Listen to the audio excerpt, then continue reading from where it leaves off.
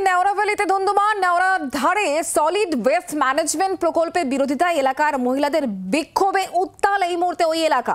প্রকল্পের প্রাচীরের টিন খুলে ফেলেছেন বাসিন্দারা। এখানে প্রকল্প করতে দেওয়া হবে না এমনটাই দাবি করছেন এলাকাবাসীরা। পুলিশ প্রশাসনের চেষ্টায় পরিস্থিতি নিয়ন্ত্রণে।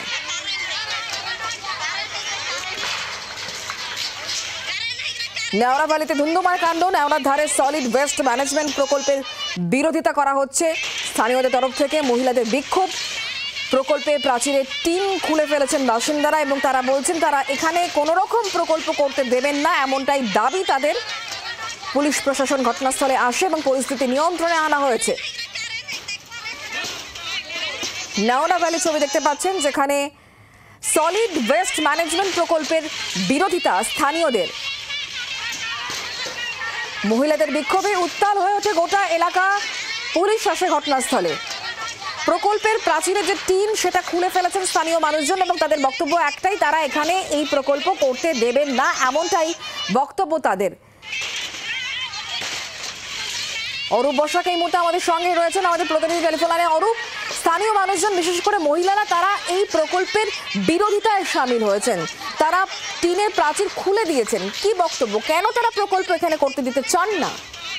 দেখো শুক্লা, গত কয়েকদিন যাবৎ কিন্তু এই সলিড ওয়েস্ট ম্যানেজমেন্টের নিয়ে একটা সমস্যা তৈরি হয়েছে মালবাজার মহকুমা জুড়ে।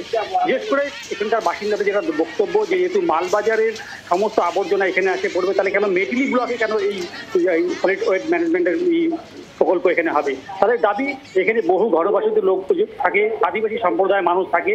এখানে এইসব কারখানা হলে কিন্তু এখানে গন্ধ ছড়াবে, দূষণ বাড়বে এবং তাতে কিন্তু ক্ষতি হবে এলাকার মানুষ। তাদের দাবি এটা মালবাজারে হলে ভালো হবে, কেন মেটলিতে করা হচ্ছে? কারণ মেটলি জিনিস যে ডাম্পিং গ্রাউন্ড, এই নিয়ে বহুবার এখানে আন্দোলন হয়েছে, বহুবার আন্দোলনের পরে থমকে গেছিল।